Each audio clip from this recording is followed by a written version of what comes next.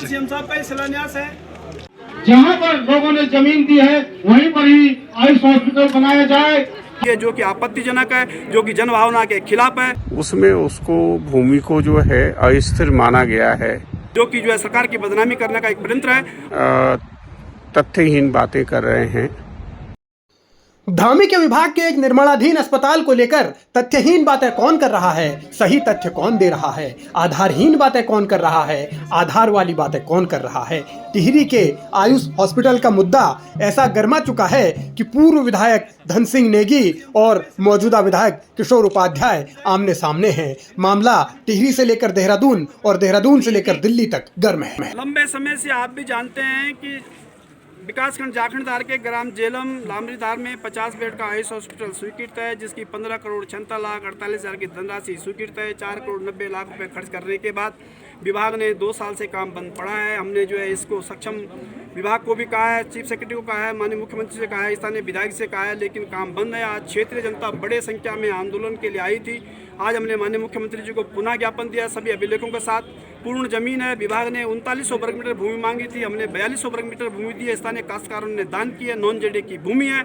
लेकिन मेरे संज्ञान में आया है कि स्थानीय विधायक जी के दबाव में वर्तमान जिलाधिकारी ने भी नॉन जेडे की भूमि जो है ग्राम कोटी में आवंटित की है, जो कि आपत्तिजनक है, जो कि जनभावना के खिलाफ है, जो कि जो है सरकार की बदनामी करने का एक षड्यंत्र है। और मेरा आग्रह है सरकार से कि तत्काल जो है ग्राम जेलम लामरीधार में आयुष अस्पताल का निर्माण प्रारंभ करें, अन्यथा क्षेत्रीय जनता को जन के बाध्य न किया जाए। मैं स्थानीय विधायक से पुनः आग्रह कर रहा हूं कि वो धिका मुस्ती न करें, वो अस्पताल का निर्माण वहीं पर स्वीकृत स्थान पर करें, ताकि जल्दी से अस्पताल प्रारंभ हो सके, आयुष हॉस्पिटल का निर्माण प्रारंभ हो सके। मैं इंगिया नई टिहरी के आसपास मेडिकल कॉलेज की स्थापना के बारे में दिल्ली में कुछ आवश्यक बैठकों के आलोक में हूँ।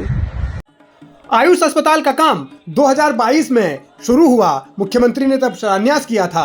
उसके बाद 4 करोड़ रुपए इस पर फूंक भी दिए गए, लेकिन अब दावा ये कि अस्पताल शिफ्ट किया जा रहा है। इसीलिए धन सिंह नेगी लाव लश्कर के साथ, दल बल के साथ जिला मुख्यालय पहुंच गए, डीएम के कार्यालय पर धरना दिया, सवाल उठाए सरकार की मंशा पर भी, सवाल उठाए किशोर उपाध्याय की मंशा पर भी, और इसीलिए जवाब किशोर उपाध्याय को देना पड़ा। मुझे जानकारी मिली है कि कुछ लोग आयुर्वेदिक अस्पताल की स्थापना के संबंध में तथ्यहीन बातें कर रहे हैं। जेलम से आयुर्वेदिक अस्पताल को हटाने या नई जगह में अस्पताल स्थापित करने के बारे में न तो मेरी कोई भूमिका है, न मैंने कभी कहा है, बल्कि मैंने पत्र लिख करके पूर्व विधायक जी से आग्रह किया था कि केंद्र सरकार के जो मानक है उनके अनुसार जो है आप जहां पर ठीक समझें भूमि उपलब्ध हो, जब आप इसमें इतनी रुचि ले रहे हैं तो अस्पताल की स्थापना की जाए। उन्होंने रुचि ली है या नहीं ली है, ये जो है स्थानीय जनता और मीडिया उनसे बात कर सकती है।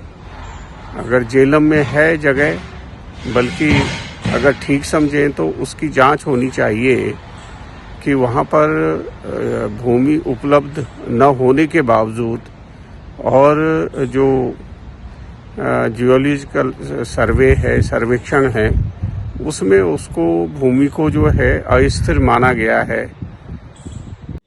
किशोर उपाध्याय अपनी दलीलें दे रहे हैं, अपने दावे कर रहे हैं, लेकिन हकीकत तो यही है कि डबल इंजन की भारतीय जनता पार्टी की सरकार में बीजेपी के ही नेता बीजेपी की ही सरकार के खिलाफ धरने पर बैठने को मजबूर हैं, धरना दे रहे हैं। धरना धन सिंह नेगी ने दिया है और आगे बड़े आंदोलन की चेतावनी भी दी है। अब बड़ा सवाल ये है कि बीजेपी में आखिर चल क्या रहा है। बड़ा सवाल ये है कि जब विकास की गंगा बहाने के दावे किए जा रहे हैं तो एक पूर्व विधायक को, मुख्यमंत्री को बार बार चिट्ठी क्यों लिखनी पड़ती है? पूर्व विधायक को क्यों कहना पड़ता है कि वर्तमान विधायक विकास काम में रोड़ा अटका रहे हैं, वर्तमान विधायक सरकार को बदनाम करने की साजिश रच रहे हैं? अब सरकार कैसे बदनाम हो रही है, काम हो रहा है या नहीं हो रहा, ये तमाम वो पहलू हैं जिन पर बीजेपी के अंदर ही लड़ाई छिड़ी हुई है। आमने सामने किशोर और धन सिंह नेगी हैं, तो इसका अंजाम क्या होगा ये देहरादून वाली बीजेपी को तय करना है, लेकिन मसला जनता से जुड़ा है, सवाल जनता का है। वर्तमान सीएम साहब का शिलान्यास है और वर्तमान विधायक जी इसको जो है डिनाइट कर रहे हैं तो ये ठीक भैया जी